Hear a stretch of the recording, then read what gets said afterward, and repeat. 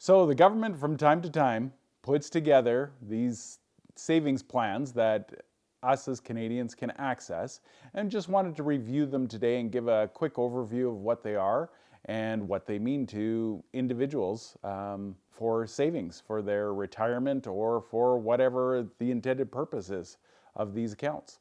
So let's start with probably the one that's dearest and nearest to my heart, and that's the Registered Disability Savings Plan, or the RDSP, because everything has an acronym. So it's the RDSP. So the RDSP is for those that are under the age of 59 that qualify for the disability tax credit. They can access up to $90,000 in government grants and bonds for their retirement. So as long as they've got the disability tax credit, they can get all this money. And for those who have low family income, low right now being, according to the government, is $45,000 a year. If they open up an RDSP, they don't even need to put money in order to get some of the government money, some of that $90,000. So very important to access and make sure you get, especially if you or someone you know can qualify for the disability tax credit, they really need to open up an RDSP. And we specialize in that, and we absolutely love helping every Canadian from coast to coast make sure that they get that. So the next one we'll talk about is for children under the age of 18, and that is the Registered Education Savings Plan, or the RESP. And so this one here is for children from 0 to 18, effectively, before they go to post-secondary education, that they can qualify for grants and bonds as well. There's $7,200 in grants, and depending on the province they live, there might be some extra bonds and stuff. There is a Canada Learning Bond that they can get up to $500. So that would be also good to access if family income is lower, and be able to collect this money from the government for the child's post-secondary education, because, you know, it's always good to plan.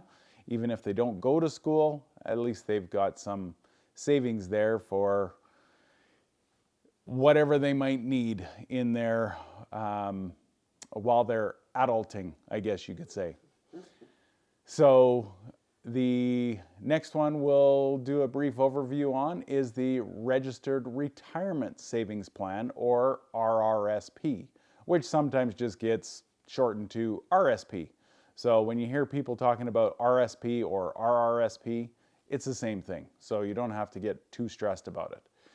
So the RRSP is where you put money into an account and you get to save money on your taxes depending on what tax bracket you are in. So the idea is that you want to have or be in a high enough tax bracket to save you a bunch of taxes.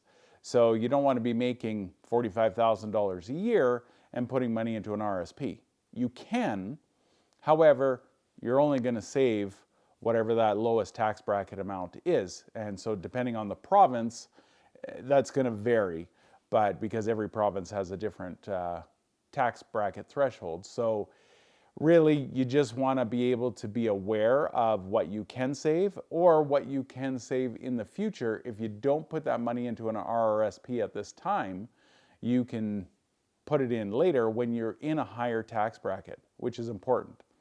There's also around that where you can put into a spousal RSP account or an SRSP. So with that, you would get the tax benefit because you're in a higher tax bracket, and put money into your spouse's RSP for later on, for them to pull money out, especially if you've got a pension or something like that through work.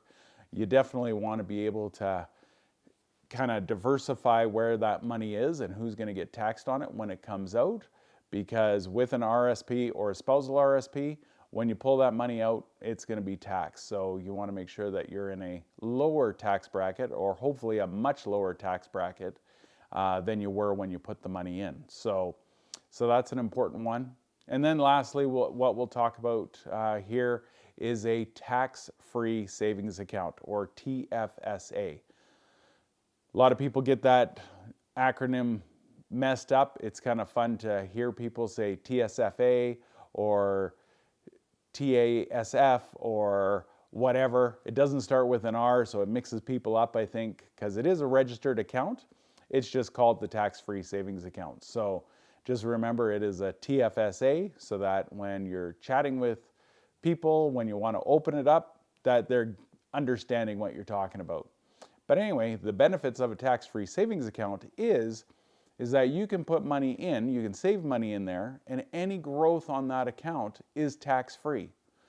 So if you save money outside of a tax-free savings account, you're going to get taxed on any of the growth that happens on that account in any given year. Putting it into a tax-free savings account means that any growth that you earn on that account comes out tax-free, and it's not income tested for anything. Save that.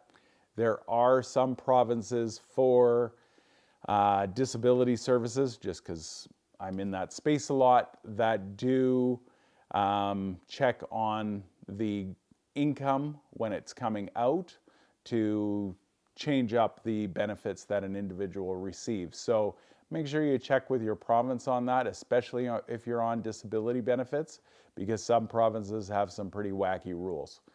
But for the most part, tax-free savings account, you put money in, it grows to whatever, you pull money out, it's tax-free. There are a few different nuances as well with the tax-free savings account that the government doesn't like if you're an active trader on the stock market and making too much money. They want a piece of that. So just be careful with how you're investing and stuff like that in a tax-free savings account to make sure that your tax-free savings account remains tax-free. Thanks for watching, and watch our other videos that we've got. More details to follow as well on these and other subjects.